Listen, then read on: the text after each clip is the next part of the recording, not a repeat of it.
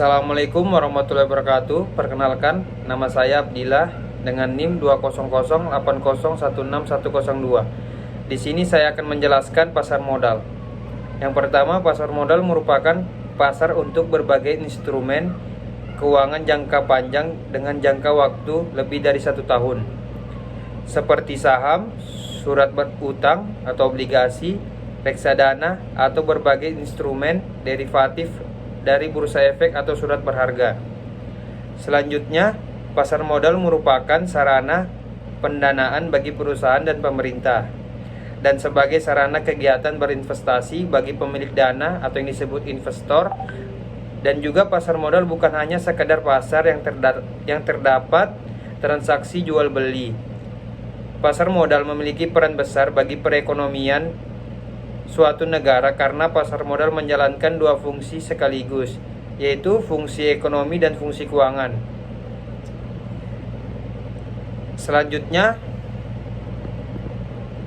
dalam menjalankan dua fungsi tersebut, yang pertama yaitu fungsi ekonomi. Dalam fungsi ekonomi, pasar modal menyediakan fasilitas atau wahana yang mempertemukan dua kepentingan, yaitu pihak yang memiliki kelebihan dana atau investor dan pihak yang memerlukan dana atau issuer. Yang kedua, dalam menjalankan fungsi keuangan, pasar modal memberikan kemungkinan dan kesempatan memperoleh imbalan return bagi pemilik dana sesuai dengan karakteristik investasi yang dipilih. Instrumen investasi pasar modal juga dikenal dengan istilah bursa efek. Di dalamnya, kita bisa menemukan berbagai jenis surat berharga yang setiap hari diperdagangkan. Jenis-jenis surat berharga tersebut diantara lain adalah: yang pertama, saham. Saham merupakan surat berharga yang menjadi bukti kepemilikan atas sebuah perusahaan.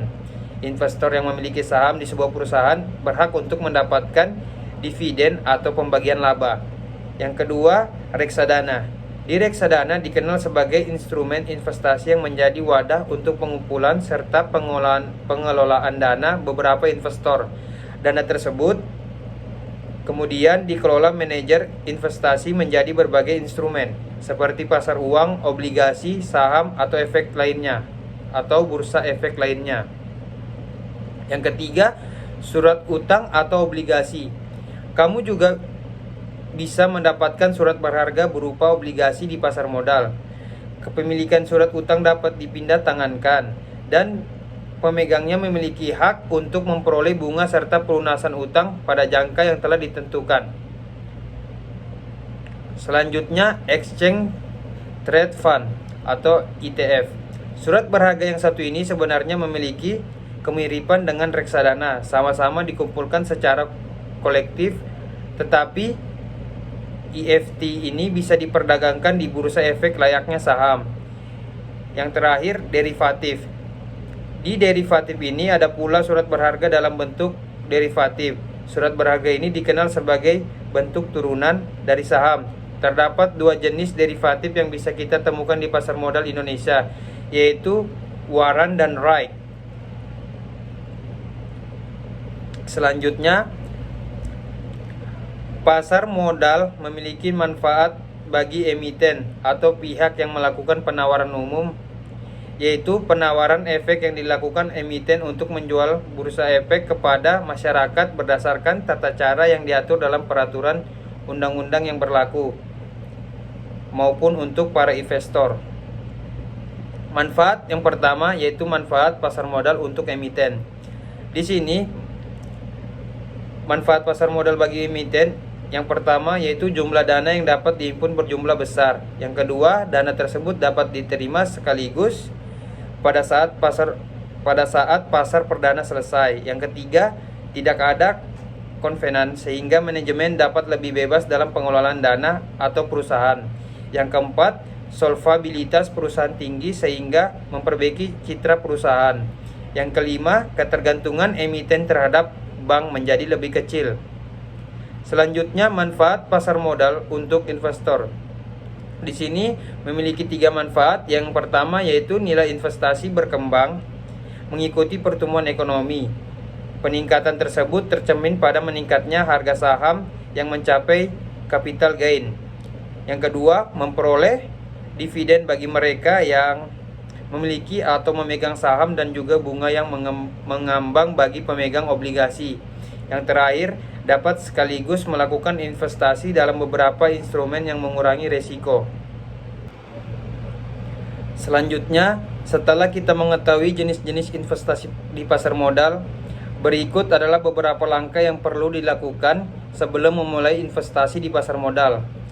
Yang pertama, tentukan tujuan investasi. Nah, di sini apakah kita ingin berinvestasi jangka pendek atau jangka panjang? Dan apakah tujuan kita untuk memperoleh penghasilan tambahan atau untuk mempersiapkan masa pensiun? Kemudian, dengan mengetahui tujuan investasi, kita dapat menentukan jenis investasi yang paling sesuai untuk mencapai tujuan tersebut.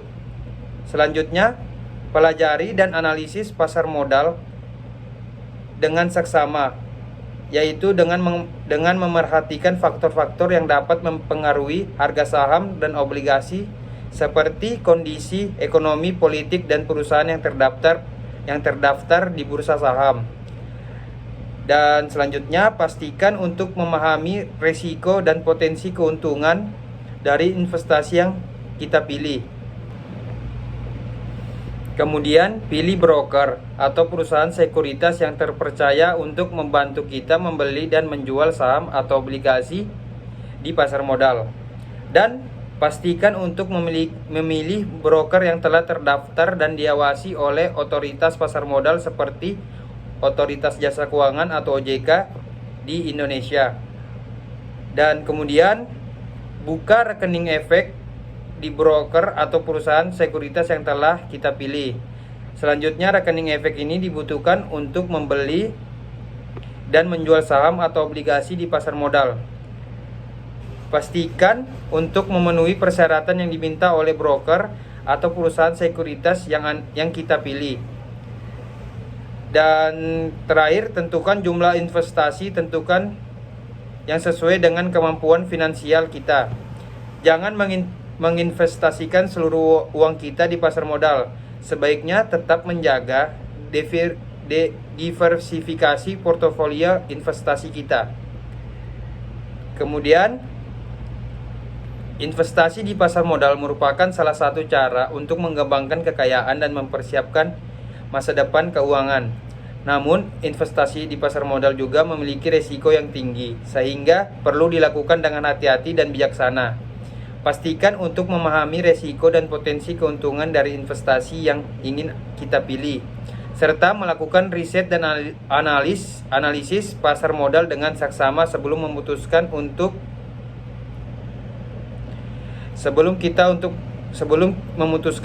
berinvestasi. Sekian dari penjelasan saya, kurang lebihnya mohon dimaafkan. Wassalamualaikum warahmatullahi wabarakatuh.